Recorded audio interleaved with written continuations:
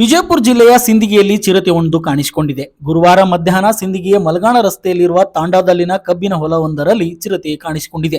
ಮಹಿಳೆಯೊಬ್ಬರ ಮೇಲೆ ದಾಳಿ ಮಾಡಿದ್ದು ಗಾಯಗೊಂಡಿದ್ದಾರೆ. ಅಲ್ಲದೆ ಅರಣ್ಯ ಸಿಬ್ಬಂದಿಯೊಬ್ಬರ ಕೈಗೂ ಗಾಯವಾಗಿದೆ ಎಂದು ತಿಳಿದು ಬಂದಿದೆ.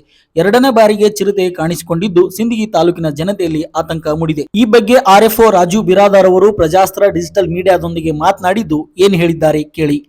ಸರ್ ಕಬ್ಬು ಕಟ್ ಮಾಡೋರಿಗೆ ಸ್ವಲ್ಪ ಅದು ಅಟ್ಯಾಕ್ ಮಾಡ್ಯಾದ್ರಿ. ಹಾಂ ಸರ್. ಹಲೋ ಹಲೋ, ಹಾಂ ಹೇಳಿ ಸರ್, ಹೇಳಿ ಸರ್. ಮಧ್ಯಾಹ್ನ 2 ಗಂಟೆಗೆ ಸ್ವಲ್ಪ ಅದು ಕಬ್ಬು ಕಟ್ ಮಾಡೋ ಹೆಣ್ಮಗಳು ಸ್ವಲ್ಪ ಅಟ್ಯಾಕ್ ಮಾಡಿದ್ರಿ. ಹಿಂದೆ ಬೆನ್ನಿ ಚೂರ ಇದ್ರಿ ಅದು. ಹಾಂ ಸರ್. ಚೂರಿದ ತಕ್ಷಣ ಅವರೆಲ್ಲ ಅಂಜಿ ವಾಪಸ್ ದಂಡಿಗೆ ಹೋಗ್ಯಾರ. ನಮ್ಮ ಸ್ಟಾಪ್ ಹೋಗ್ಯಾರ. ಅವ್ರ ಸ್ಟಾಪ್ ಎಲ್ಲೈತಿ ನೋಡಕ್ ಹೋದಾಗ ಒಳಗೆ ಐತ್ರಿ. Okay sir. ಅದು ಒಬ್ಬರ ಮೇಲೆ ಆಗಿದೆ ಸರ್ ಅಟ್ಯಾಕ್ ಇರೋದು? ಒಬ್ರ ಮೇಲೆ ಆಗೈತ್ರಿ, ಒಬ್ಬರ ಮೇಲೆ. ಹೌದು, ಇಲ್ಲ ಇಬ್ರು ಏನೋ ಅಂದಂಗೆ ಅನಿಸ್ತು ಕೇಳಿದ್ರೆ ಸರ್. ಹಂಗಾಗಿ ಇಬ್ರು ಅಂದ್ರೆ ನಮ್ಮ ಸ್ಟಾಫ್ ಜೊತೆ ಒಬ್ರು ಹೋದವ್ರಿ, ಬರೇ ಕೈ ಪರಿಚಯ ಇದ್ರಿ ಅಷ್ಟೇ. ಅವ್ರಿಗೇನಾಗಿಲ್ಲ, ಮೇಜರ್ ಅವ್ರಿಗೇನಾಗಿಲ್ಲ.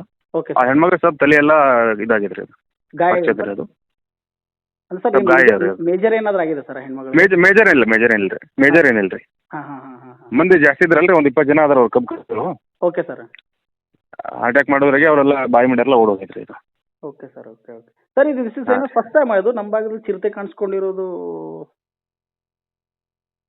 ಇದು 2ನೇ ಸಲ. ಹಾಂ ಸರ್. ಅದಕ್ಕೆ ನಾವು ಒಂದು 8 ತಿಂಗಳಿಂದ 8-9 ತಿಂಗಳಿಂದ ಹಿಡಿದೀವಿ. ಹಾಂ ಸರ್.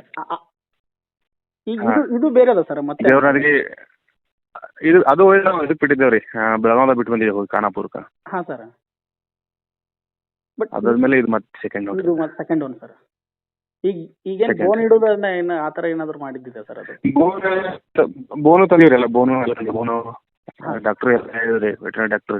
ಅದು ಬಲಿ ಬಿದ್ದ ತಕ್ಷಣ ಟ್ಯಾಂಕ್ಲೈಸ್ ಮಾಡಿ ಬೋನಲ್ಲಿ ಹಾಕೊಂಡು ಹೋಗಿದ್ರಿ ಅಷ್ಟೇ. Okay okay. ಈಗೇನು ಸ್ಪಾಟಲ್ಲಿ ಇದ್ದೀರಾ ಸರ್? ಹಾಂ, ಸ್ಪಾಟ್ ನಮ್ಮ ಸ್ಟಾಫ್ ಎಲ್ಲ ನಾವೆಲ್ಲ ಇದ್ರಿ.